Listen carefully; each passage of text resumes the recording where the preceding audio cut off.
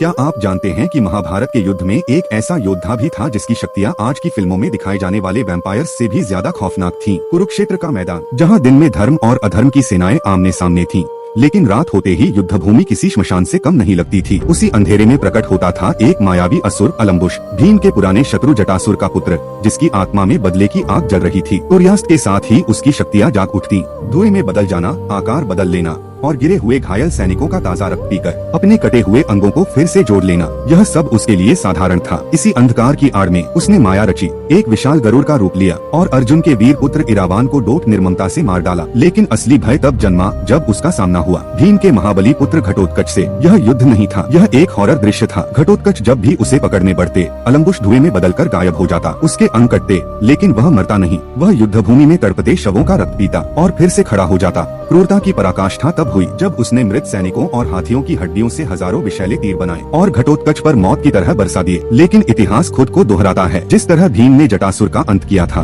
उसी तरह भीमपुत्र घटोत्कच ने अपने प्रचंड क्रोध और दिव्य शक्ति से उस मायावी वैम्पायर अलम्बुश को जकड़ लिया। अंधकार चीर गया, माया टूट गई और अलम्बुश का अंत हो गया। यह कहानी बताती है कि महाभारत का युद्ध सिर्फ तीर तलवारों का नहीं था, बल्कि तंत्र, माया और भयावह शक्तियों का भी था।